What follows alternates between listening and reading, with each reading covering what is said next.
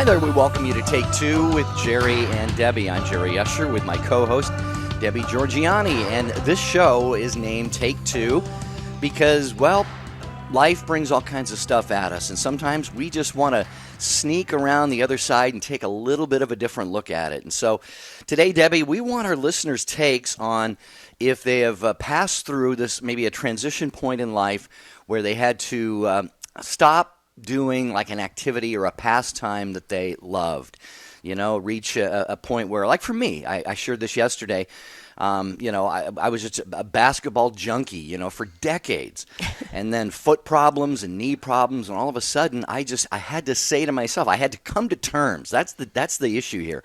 I had to come to terms with the fact that, you know what? I just really can't lace them up anymore, Oh. And, I've actually, I found some relief from that through different supplements and stuff. So I'm hoping that maybe I'll hit the court again someday. But the key is, Debbie, is I think we have to have a disposition of detachment when these moments come. Sometimes elderly people, are no longer able to drive. Right. Or, people reach a point where they love their job, but, it's obviously time to retire, and they have that struggle, So this is what we want to hear from people about today. So the number to dial is 1-800-585-9396.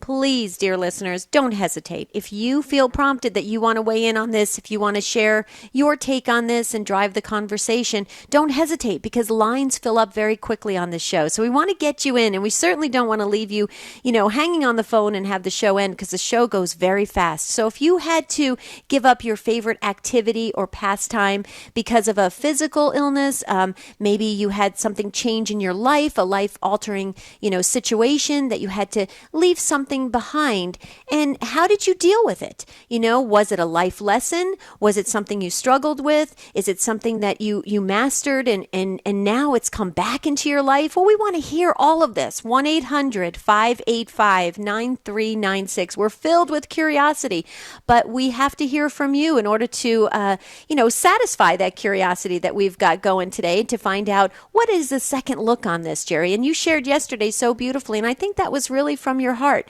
But I still say, Jerry, that you haven't given up basketball. I think it's there. Well, here's the thing, though. I did. I mean, in my mind and in my heart, I came to a point where I said, you know what? It's just not in my best interest to play. I'm talking serious, go down to the Y. You got the 20-somethings down there who run circles around you. I'm twice their age. I could be their dad. And I held out for years and years and years, but yeah, I did, Debbie.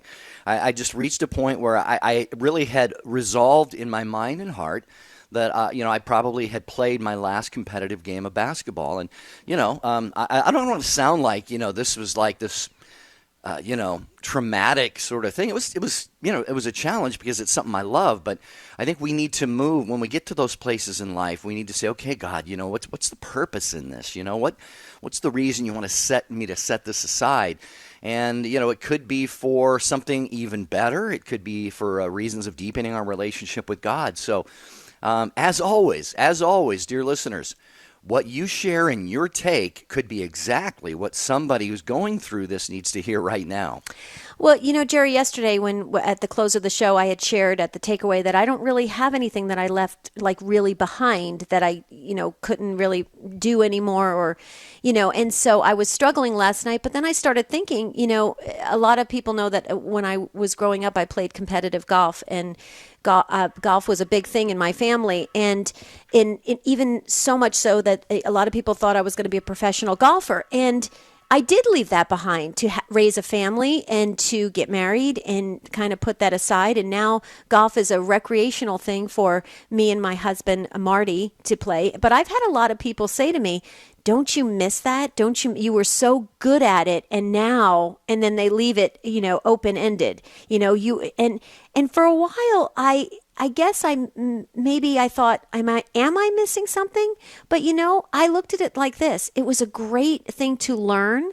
I I value it tremendously. I learned so much from the game of golf, and I'm still able to play it, pretty well, so that's great. But I guess for me, I always look at every element that we go through in life as something, a growing experience, a maturing experience, something we take with us and we can use in our future years. And so I don't know, it was interesting. I had to really struggle last night. In fact, I was tossing and turning all night because I thought, what have I given up? Because I heard your story and I thought, wow, that's very impactful. But as you can see, Jerry, the phone lines are lighting up. That's a good sign. That means we've got a lot of listeners that are wanting to weigh in on this subject of giving up, something you really loved or your favorite activity or favorite pastime. So jump in, 1-800-585-9396. Yeah, something else for me, because of the nature of the work that I do, radio, TV, these kinds of things are very transient. It's a very transient industry, so you move a lot. And I've actually grown attached to some of the cities and towns that I've lived in. And so then a job opportunity comes up. It's a great opportunity, but all of a sudden I have to say, you know what, I have to leave this area that I've really come to love, and it's just become a comfortable place to live and so forth. So these are the kinds of things that, everybody, every one of us, even you, Debbie, at some point, every one of us is going to reach that point where you have to kind of just say, okay, it's been fun. It was a great run. But I see where you're going. But Jerry, I have the Peter Pan theory. I'm never going to grow up. I do feel that aging is kind of a state of mind. I really do. It's kind of interesting you say that, though. But see, I better not look for that because it might happen, So kind of stay in my bubble. Yeah. Something tells me you would handle it okay. And something God. tells me that those on the line, Lori, David, Bob, and see some other lines being screened here as well. That's our question for you today. Share your take. Have you had to leave behind an activity, a pastime, a job, a place you live, just due to circumstances? And how was that for you by way of detachment? Let us hear from you. From the archives, this is the wisdom of Mother Angelica. Is your life so fast that you cannot see a sunrise or a sunset or pass one of these places in the country that have all kinds of little flowers? Have you ever stopped and just walked through them and said, our God is wonderful? So you're so caught up in gadgets. Rush, rush, rush, rush, rush. And you're living and you're not living. And you're getting older, but you won't admit it. I have a real problem with somebody say, how old are you? They say, but I don't talk about my age. Well, if you let me guess, it's going to be worse.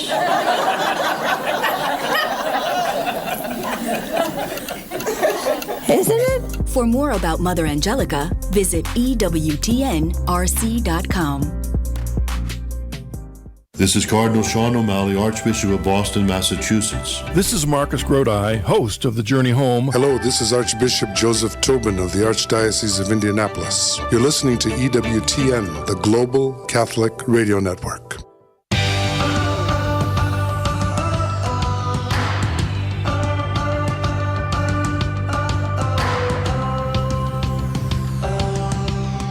We're so glad you joined us on Take Two with Jerry and Debbie, and the phone lines are just about full, but guess what? There is one phone line. Jerry, I say this every time, but there's that one special person that just needs to call in. If you feel that tugging and you're saying, okay, I think they're talking to me, we are. 1-800-585-9396. We're talking about leaving behind your favorite activities or pastimes, things that you loved, even areas that you've lived in. How have you dealt with that? So we want to hear from you. And look at the Station of the Cross go. I mean, most of our phone lines are filled up with Station of the Cross listeners. You guys are all grouping up together. That's awesome. So we're going to go right to David in Hudson, Massachusetts, listening on the Station of the Cross. Welcome, David, to Take Two with Jerry and Debbie. Hi, how are you? Doing well. Doing well, David. Thanks. Okay. I just want to tell you about what happened to me about a year and a half ago. I'm 42 years old. I'm really active. And one day at work, my whole left side went numb. And long story short, I went to the emergency room, and after some tests, I realized I had multiple sclerosis. Oh, my. And one of the things that I had up until about a year and a half ago was an extremely active life. I could do everything I wanted to do physically. I do a lot of the carpentry around my own house. And now I find myself asking my dad to help me mow the lawn, taking turns and stuff. And, I got through it with the help of Our Lady and doing the rosary. But one of the things that I found is that when you have to leave something behind, for me it was going from a very active lifestyle to basically a sedentary lifestyle. When you have to leave something behind, you can usually replace it with something that God wants you to have. One of the things that I got from that was a new devotion to Our Lady and to doing the rosary and to also reading more. Because I'm more sedentary now, I have the chance to read more and to delve into my faith a little bit more deeply. And it wasn't easy. It took a long time for me to get used to it. And it also took me a long time to get used to the humiliation of the disease because, you end up, people start to notice that you can't physically do a lot of what you used to do before. And there's a process you go through. But if you ask God to help you through that process and you make it something, worthwhile, what you realize is that it was meant for you.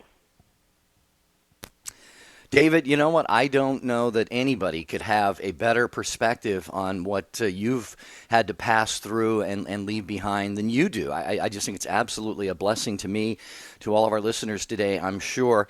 And I know Debbie and I have talked about this. I talk about it with other friends. I sometimes try to envision in my mind, how would I be able to to accept losing, certain freedoms, maybe a significant number of freedoms that I've always had. And, it's ultimately going to happen to all of us through one set of circumstances or another.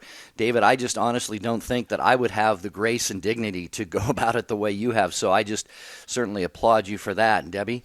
Well, yeah, I was just going to say, Jerry, that was beautifully responded to. And David, your story really can touch all of us in so many ways. And I just wanted to say that your introduction to humility is your closeness to Christ. And yes, you may not be able to mow the lawn, which is something that is a productive thing to do for maintenance around the house, but to read and to pray the rosary and to delve deeper into your spiritual life and to help others in prayer, wow, that's an eternal gift. So if you look at that together, if you look at the humility that you've now entered into, that Christ-like state that you've now entered into, you put it with the power of prayer, David, you hit a spiritual home run. And that's huge. And that's what most people are striving to. They don't know it, but they're striving to get to that point because that's what our soul is designed to do. I'm not sure if that at all, is kind of sharing in what you're saying, but you've given us a great testimony on your life and your internal strength that you have. And that's going to help all of us because we're all going to encounter things that are out of our control and we now have to deal with. I would love to hear just a few more comments, if you will. Yeah, and the topic today was about things you left behind. With me, it wasn't a thing I left behind. It was a bunch of things I left behind. It was not being able to play with my son as much. I had to basically sit there and let him do his own things. I have a toddler at home. But there was a lot of things. And I've met people with the same disease and the same prognosis as me, which if they take this the wrong way, it can turn into something really bad. Like it wasn't one activity so much as it was a bunch of activities. But at the same time, I enjoy reading now, and it's it's kind of an armor against pride. That's what one of my somebody I spoke to a short time ago said, that the disease itself is sometimes or a disease like this is an armor against pride. You can't really have pride when you're asked. You have to ask your relatives to do things for you. Mm-hmm. Wow. And then your life has to change. And the more you accept it, the easier it is. And it isn't one activity so much as for me, it's just basically, it was a life-altering event. You can plan for your college education, for your wedding, you can even plan for your own funeral. You can't plan for chronic disease. When it's given to you, you have to play the cards, so to say. Basically, you have to play the cards as they're given to you. Right. And that's where faith comes in. Yes. And David, I'm reminded as you're talking here of Mother Angelica, actually. I think of someone who, had a certain sort of life. She was on the camera, on TV, inspiring people, millions around the world, daily, weekly. All of a sudden, all of that through strokes and so forth taken away from her. And for now many, many years, she has just basically been bedridden and quite frankly, is probably doing way more good for EWTN viewers and listeners than she ever could behind, in front of a camera. So just think of that, David. We're going to let you go on that because, as Debbie said, the lines are full. A lot of people want to share on this topic. But I will be inspired for the rest of today and beyond, David, because of what you shared. And Debbie, I think I can speak for you when I say that. I as well. And don't forget, David, you're named David. Strong, strong name. So, even the Psalms, really look into the Psalms. They'll speak to you in a very unique way. So, David, you're a strong man. Thank you for starting off the show today and really just keeping us, truly centered on Christ. Thank you, David. Okay, we're going to move along to probably one of your community neighbors, also listening on the Station of the Cross, Lori. Oh, Lori's in New York, though. Hi, Lori. Welcome to Take Two with Jerry and Debbie. Hi, how are you? Well, Doing not well. only am I yet another one of your Station of the Cross listeners today that are calling in, I used to live not that far from where David was calling from. Oh, beautiful. Wow. I used to live in Massachusetts and had spent literally decades wanting to buy an inn or a bed and breakfast. Met my husband. He had the same dream. We've spent 10 years researching, learning, looking for an inn, finally achieved the dream, ended up moving to New York. And then he started making different decisions. And in one fell swoop, literally in the span of a week, lost. My divorce was was heard on the same day that we closed the inn. He took everything. He left me financially with nothing. And I know some of your listeners are probably sitting there thinking, she has too much joy to have lost all of that. But what I got back was my faith. And I firmly believe that I thought the inn was the culmination of the dream. But I think that God used the inn as a mechanism to get me out here, away from my old support system and my old environment and my old ways, and brought me out here to New York where I knew nobody, so that I would go through my divorce out here and go back to my church. And I now do divorce ministry. I am involved in a number of parishes in my area, and as much as I fought against that divorce, I wouldn't trade it for anything. It was the biggest blessing of my life. Wow, Lori, that is huge, an amazing story and journey. And what I took away from your story is, yes, you have an incredible joy that's coming through the radio airwaves, and that's beautiful. And I believe that's the Holy Spirit coming through, and that's wonderful. But I also took away this idea of, it's very interesting because what you're saying goes back to such a simple but profound kind of understanding of life. So many things get in our way, but ultimately when we move them apart, when we separate them, ultimately our reliance on God, our trust on God, our face turned towards God is what God wants for all of us. And that happened with you. I mean, now you're in ministry. Now you are doing such amazing faith-filled work. And yes, it came from a tragic situation that you stated that you didn't have control over. You fought hard for it, but it didn't. But God is pointing you towards Him. I mean, and I'm sure the Blessed Mother is also doing that as well. And that is huge. So your story helps all of us to remember that a lot of things in this world can somewhat detract us from God, and yet the clear message is focus on God. Are we? I know I want Jerry to comment on this, but Lori, is that where your kind of thoughts are? Yeah, and so many people will say in a very pat kind of way, "Oh, God works everything for good." You know what? God worked this for good. I was not living a godly lifestyle before I came out here. God took this bad. I don't for a minute believe God wanted me to get divorced. Right. I believe with every fiber of my being that He used that. And He used my time away from the church. And He used all of this. And quite honestly, like I said, my divorce left me in a position where I'm never going to recover from a worldly standpoint. And I use that in my ministry all the time. And I'll tell people, if you look at my life from a worldly standpoint, it's horrendous. But you know what? That's not how I'm looking at my life. Mm-hmm. This is just where He has me at the moment. And I tell people He's either saving me for something or from something.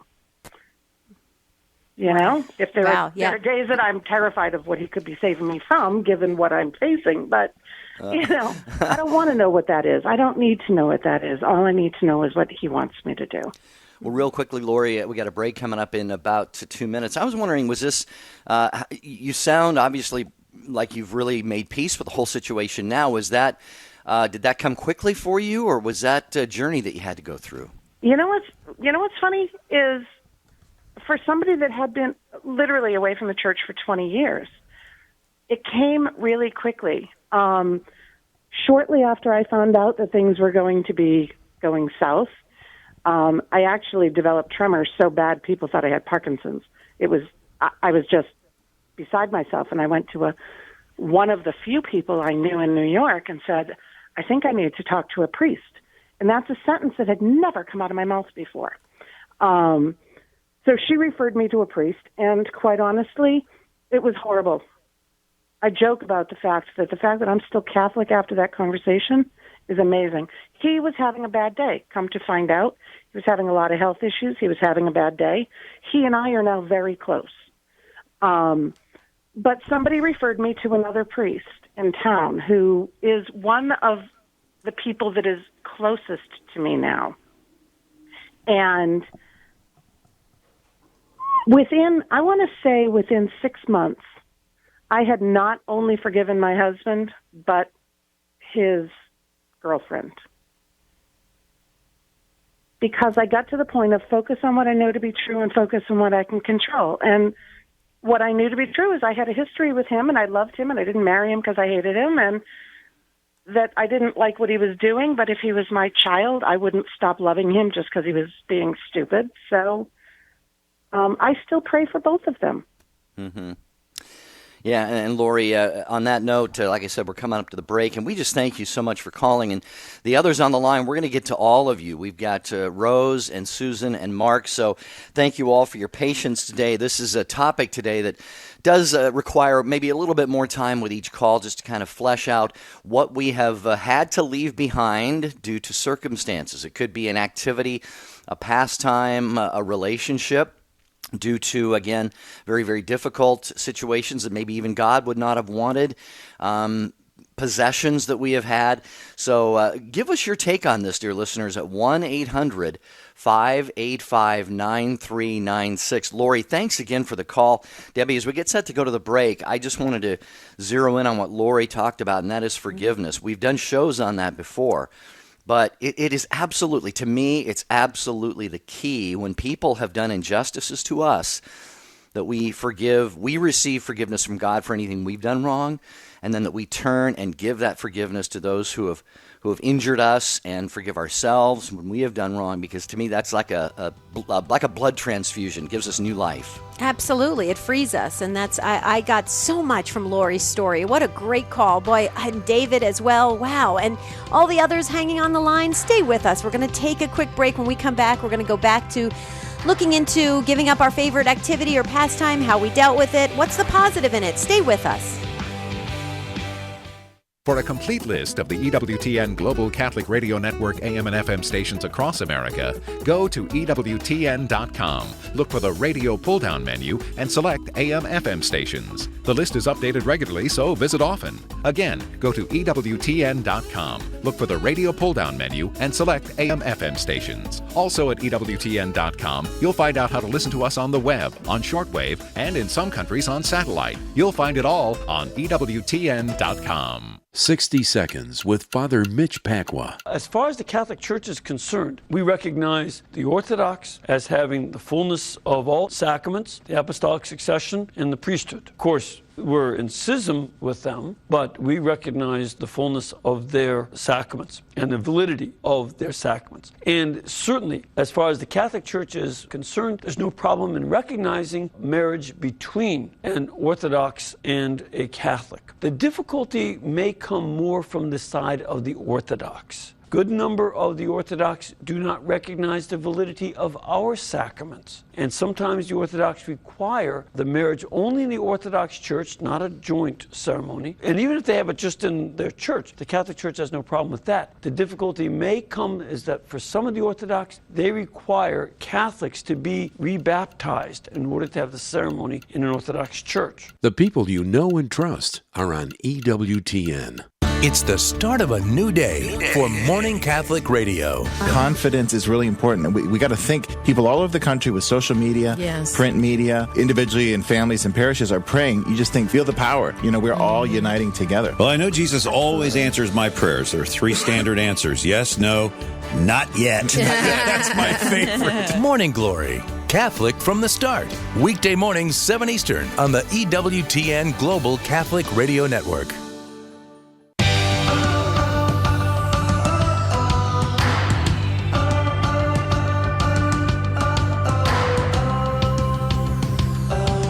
Take Two with Jerry and Debbie on EWTN as we talk about leaving behind things that we love. And we gave some examples earlier in the show, tried to emphasize that, you know, these weren't end-of-the-world issues, but we have had some calls already that really put this whole thing into perspective, and how sometimes, you know, God sort of wrestles away from us, you know, out of our grip, things that we love or things that we think we're supposed to do or a path we're supposed to follow in life, only to bring something better if we allow that to happen. So if you've been through that, share your take at 1-800-585-9396. Thank you again for your patience on the line. Next is Rose in Buffalo, listening also on the Station of the Cross. Hi, Rose. Welcome to Take Two with Jerry and Debbie. Oh, hi. Thank you for taking my call. Sure. The reason I called is because 2.5 years ago, I've been working in a school system. I won't say which one. I've been working in a school system, and they decided that they were going to do away with teacher aides or retire several of them, you know. And I thought to myself, oh, I could step out of the picture and let these younger people who I was talking to in the group and knew that they had issues financially, et cetera, et cetera. I said, well, I have the pleasure of being able to step out of that. My first husband died, and I have a pension, all through the grace of God, believe me. And anyway, I stepped out of the picture, but guess what? I still keep the same routine. I go in every single day. I thank God, and I get there, and I do work in the school system as a volunteer every single day. So I really haven't left anything behind. What I did, I still love it, and I'm grateful. I'm in my 70s, and I have my health, and I'm not on any medication, all through the grace of God. Through my whole life, since I was a child, He's made Himself known to me. As a child, a poor child, I went to a college thing with little children, and they were handing out gifts, and they were calling their names up, and here I'm sitting there, and I'm thinking, oh, they're never going to get to me. And then all of a sudden they said, oh, the next person we call, they'll have their picture in the paper. Well, I just said, oh, please, God, let it be me. And that simple prayer was answered. Just in a flick of time, my name was called, and it was like, wow. And at the time, I realized that I said that little prayer and then forgot about it. And as I grew up, I got married. I said, oh, Lord, when I get married, I don't want to live here. I would rather live further away because I don't want the control issues of the family. So I wanted to move, and I did. God just blessed me and kept me in the straight, narrow path all the time. So for that, I'm truly grateful. I give something up in order to get something. I gave up money the other day, and lo and behold, my tax representative called me and said, oh, you have this little amount coming back. I said, you know what? I just gave that amount away. So see how God works. He just works miracles daily. Rose, I was going to say, when you made the comment, that you really didn't give up anything, I was going to say, well, aside from the money, you didn't give up anything, but this is just, you showed a real detachment, from the financial things. And this is tough sometimes, especially when it comes to I have not heard many people tell a story like you did, Rose, that you actually kind of left a job so that other people, younger people, could actually fit in there. Debbie, usually it's corporations that are doing that. They're letting the older employees go, or not hiring them for the sake of younger people. But just this act of generosity on Rose's part, it sounds like, God has really recognized that and has blessed her in many ways. I agree. And Rose, what I take away from your story is you just seem like such a beautiful soul. A giving heart. We're going to be doing a show coming up in a couple weeks about givers and takers in the world. And you just seem like such a giving person and an amazing person, Rose. I love your story, and it's beautiful, and you can hear your heart coming through. And I appreciate you taking the time today to share that with all of us, because you've changed us for the better, just a little bit, and that's awesome. So thanks, Rose. We sure do appreciate it. And do you want to any few comments?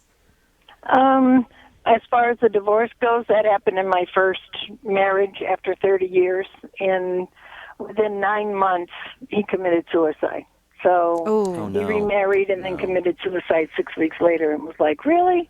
But I survived that. And the thing that I had left, and it's always going to be there, is the faith in God. He has a plan. Mm-hmm. And it's none of my business what it is. Just get up and ask him what he wants you to do, and do it every day. So, and just go about your day. And if there's something he doesn't want you to do, he'll let you know. You just have to be open to it.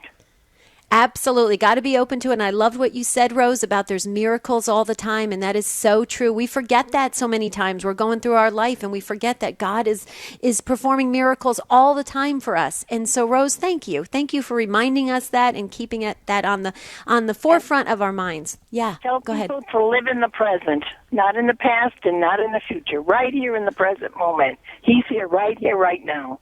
Absolutely. Amen. Thank you, Rose, for brightening our day and the days of all of our listeners at 1-800-585-9396. Today on Take Two with Jerry and Debbie, we're asking you to share your take if you've ever crossed a point in your life where you just realized, you had to make a decision to stop engaging in an activity or a pastime, a sport, a hobby, or maybe through circumstance. I think all of our calls so far, Debbie, have been sort of like divinely imposed, having to leave things behind. So how did you have that detachment, that spirit of peace, or did you kind of wrestle with that and say, no, I want to keep doing this. I don't want to leave that behind. 800-585-9396. All right, Mark, hang on. You're going to be right after Susan in Mobile, Alabama, listening on Archangel Radio. Hi, Susan. Welcome to Take Two with Jerry and Debbie. Hi. It's a pleasure to talk to you. Likewise. I have had to give up many things throughout my life as I look back. My father was in the Army, so we moved around. And the one thing that I learned from that life was that every new move was an opportunity. And you left some things behind, and you may not have a friend the first day that you move somewhere, but it comes. It comes in God's time. So after I grew up, got married, had 3 children, and my husband and I joined a little swim club, and the ladies, while the kids swam, played tennis. So several of us beginners started, and it turned into a life, 15, 20 years of being on tennis teams. My husband even joined in, and my son even played through his childhood and into college. But as I got older, looking back, my son was born with some health issues. So we had to stop many times, take him to the hospital, drive him up to Johns Hopkins for surgeries. And all the other ladies were advancing on because I didn't have the time they did to put into the tennis. But it was still fun and social, too. And then my husband and I are both professionals in work, but God has given me different jobs. And I've lost different jobs. But when I look back, it all had a reason every time. And I got to spend more time with my children. And I even, as I held my son after an outpatient surgery in my arms all day, and then went to play a tennis match, I just told God, whatever, I'll do what you need. I do what you need me to do. He gave me a work opportunity where I was off, and I could play more tennis. But then as I grew older, I got cancer. And it was a time when the tennis was getting too serious, and it wasn't beneficial anymore. So he really helped me out that way. Y'all are being all silent, and I don't. We're listening. I hope I'm going in the right direction yeah, here. absolutely. Yes. No, we're listening intently, Susan. But Go ahead. Debbie, this sounds not that dissimilar to what, Debbie, in case you didn't know, Susan, Debbie calls herself a cancer thriver. Debbie, you had cancer as well, and it slowed you down briefly, but, look at you go now. Yeah, exactly. Susan, I was actually listening so closely to your story, and I was thinking, wow, this is so similar. And tell us where you're at today with all of this. Where are you? I mean, are you a cancer thriver? Go ahead. I'm a cancer survivor. I took my treatments 6.5, 7 years ago. Gaining a lot of weight, not having energy, I had to give up tennis. My husband we played mixed doubles for a while. He's had to give it up, ended up having shoulder surgery, but accepted the fact that it's not good for you anymore, and not in our life. But to get back to me being an Army brat, each turn through work in my life God has added something when He's taken away. Because I've had more and more experiences that other people didn't have. So that, I didn't quite do as well in certain areas of my profession. I'm a physical therapist, and I've now ended up being a physical therapist in early intervention. And I travel around to people's homes in 5 different counties. And it happens to be near the areas where I grew up around Fort Rucker. So it's familiar to me. Some of the other therapists have trouble when we started to travel because they weren't used to it. And as I've grown up, I've seen people that have had to move and go away, and they're so not used to the moving. So when you go somewhere, you miss your friends and you're sad. But right. I always knew that, if I just kept trucking along, I'd run into somebody else that would be a great friend. Right. Right. Well, Susan, what Jerry and I think we're both, shaking our heads up and down, agreeing on this, that, we're taking away from your story that you're looking at the positive, what is, like when you said God replaces so many things in your life with something, better or different. So it's a life lesson. It's a life challenge. And, you are a cancer thriver. Susan, you're strong, and you can hear it in your voice. And, maybe tennis might have to be removed from the table for a while with you and your husband, or maybe even, for a lifetime. But something else, like you said, can take its place that'll continue to bring your husband and you close and be able to share things. There's so many things to do. That's what life is so amazing about that. And it sounds like you are really focusing in on all the positive of that, Susan, and that helps all of us. So thank you. Be strong. Know that prayers are with you. And we just loved your story. And thank you for sharing it today, Susan. God bless you. Yeah, thank you, Susan, for joining us on Take Two with Jerry and Debbie. All right, Mark, as promised, you will be next. We just have to get a quick little break out of the way, so stick around. And by the way, David, who called earlier, David, if you're still with us, we had another caller call in and say that he would like to be in touch with you. If you're open to that, if the two of you are, that would be entirely between each of you, but maybe to offer a little bit of help if you need it in some areas. So I believe it was Chris was the other gentleman. Right. So Chris and David, if you're still listening and you want to exchange contact information, give us a call back.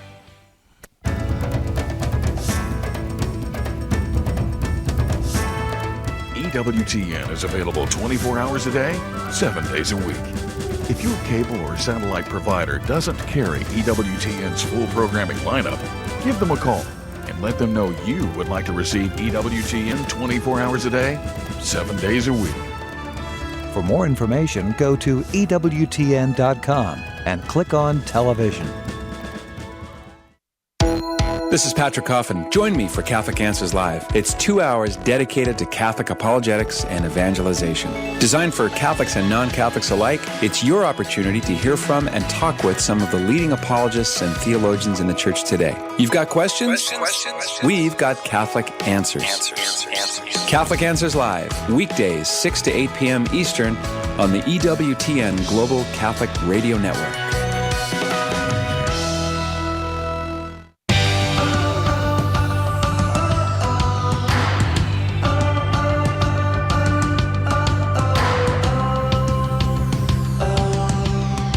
Thanks for joining us on Take Two with Jerry and Debbie on the EWTN Global Catholic Radio Network. We're talking about giving up your favorite activity or pastime because something has really changed, and how have you dealt with that? Before the break, Jerry asked for Chris and David to call back if you're still listening, because there might be a connection there that they could help each other. Chris and David. David was our first caller. Chris called in and asked to get David's information. So if you're interested, please call back at 1-800-585-9396 and share with Matt Gabinski, if you're interested, your information, so we can have David and Chris get to know each other. Okay, so this is exciting. We've got Mark who's waiting. Mark, every Take Two show, we give out a virtual patience award. And we feel it's just this amazing coveted award. We do, because it has And it's all yours today. It is, Mark. Mark, it's all yours. We believe it has eternal gifts attached to it. From Seattle, Washington, listening on EWTN.com. Hi, Mark. Welcome to Take Two with Jerry and Debbie. Hey, thank you for taking my call. Sure. Yeah, before, I think 2 years ago, I was, addicted to video games. My wife's even getting mad at me because it's taking time from her, and every time he needs to talk to me, I said, another hour, and then I'm going to be done, but it takes me 3 hours before I'm going to be done, and sometimes I don't help taking care of the kids because I'm stuck watching video games. Sometimes I get I don't get too much sleep. Mm-hmm. Mm-hmm. And then one time, my kids got sick, and I didn't really take care of him, so it ended up we're going to the hospital. And then my wife was really mad at me because I didn't pay attention to what's going on in the house. Right. So well, Mark, can I ask you a question? Yes. Do you have a lot of pressure on you and a lot of stress on you? Stress at work. Mm-hmm. Sometimes they demanded too much time at work, so sometimes I tell my wife it's a way to get out of the world and go to my video games. So it's my extra time, not thinking anything about work and everything. Right, exactly. And that's where I was leading to, Mark. Can I make a suggestion if you're open to it? When people have a lot of stresses in their life and a lot of pressures, a lot of times that's why you'll find people who go to video games, even, slot machines at casinos and stuff like that, to actually what I like to, term kind of zone out, not think, kind of try to remove some of the pressures. May I suggest, Mark, taking your family on a simple walk? And what I mean by that is just to take a walk around the block with your family together, because we know that exercise has that same stress relieving, feelings, those endorphins, those hormones that go through that kind of relax you. Don't take the walk talking about problems, Mark. Take the walk looking at nature and just having fun and, and kicking a rock along the street, simple things that just let the mind settle down. I will almost bet you that you will feel the same, kind of relaxing feelings that you do with video games. The problem with video games, Mark, is exactly what's happening in your life, is that your wife is feeling like there's, that it's maybe you're not tending to your family or, tending to the marriage, and that poses a problem. And so try to, supplement it with something positive that the whole family can enjoy. And you can do that so easily, Mark. I really mean that. And I hope you're open to that and maybe take that on. I don't know. And I know, Jerry, you wanted to say something, but Mark, I hope you're open to that. Yeah, actually, I stopped doing that. I stopped being addicted to video games. Oh, good. Thank God for that. And after I stopped doing video games, I get to help my kids with their homework and stuff. And I also am not watching a lot of TVs anymore. That's why I was able to listen to your podcast or EWTN.com now. Good. Wow.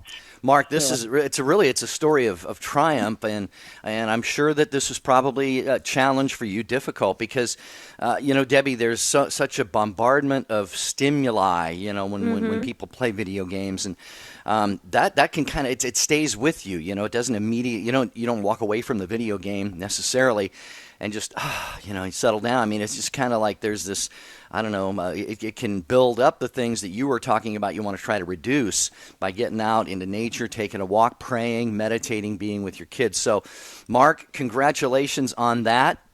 Thanks for sharing that. It's a success story, and we are blessed to hear about that. We will keep you in prayer, dear brother, and please do the same for us. Keep listening to Take Two with Jerry and Debbie, and let us hear from you again sometime. We just have a couple minutes left, and we want to get to Paul in Schenectady, New York. Hello, Paul. You are on Take Two with Jerry and Debbie. You get to wrap up our calls today. How are you? Hey, guys. God bless you. Do a wonderful job. Thank you. Thank you. God bless, and you're welcome, and thank you. And God bless EWTN. I mean, you listened to that for many years, Mother Angelica. Praise God. So what's your take on this? I was just wondering about the nice lady was called earlier about living in the present, and that is a great thing. But I was just thinking, that can be overdone too, because you can't totally live in the present, because then you forget or ignore the wonderful, great things of the past. most of everything we have, came from the past. And those great things from the past we have today, we should appreciate and remember. One of the things that the Pope said when he was here, one of the great things he says was, I know you guys remember, is grandparents are the living memory of the family. Mm-hmm. And you can't, in order to, if you live just in the present, and you totally, you ignore or forget, any of the great and wonderful things that we've been given to us in the past, either by God or by men, Sure. or by God through men. You know what I mean? Then we kind of lose out, and we're just ready for anything new. Sure, Because Paul. because it's As in we the get set to wrap up the show here, I agree with you completely. I've come to a perspective in my life where the good, the bad, the ugly, the great, everything about my past, it's helped to shape me. It's helped to make me who I am today. The thing about living in the present that I think is emphasized sometimes, and Debbie, you could probably comment on this as well, is not to, if we made mistakes or there are negatives in the past, not to, bring those along with us and drag them along like suitcases, like luggage.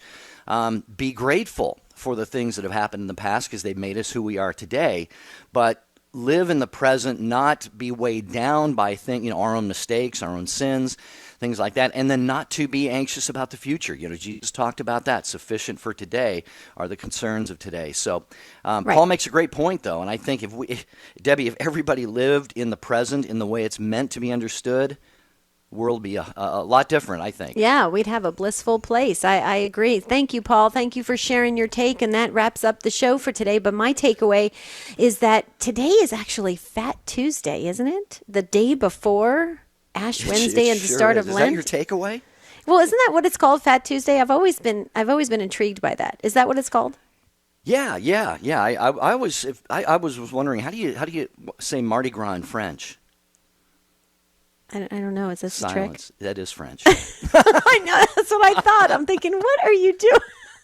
Okay, do I have gullible written on my head here? Okay, but it's Fat Tuesday, but I'm getting ready. I'm getting excited for 40 days of Lent and Ash Wednesday to have those beautiful ashes on our foreheads to remind everyone of what it really means to be Christian. Wow, that's huge. That's my takeaway. I'm excited about Lent. How about you? Yeah, my takeaway is I'm going to not take away, but I'm going to go eat a lot tonight. I'm going to go to my favorite Chinese buffet for the last time until Easter.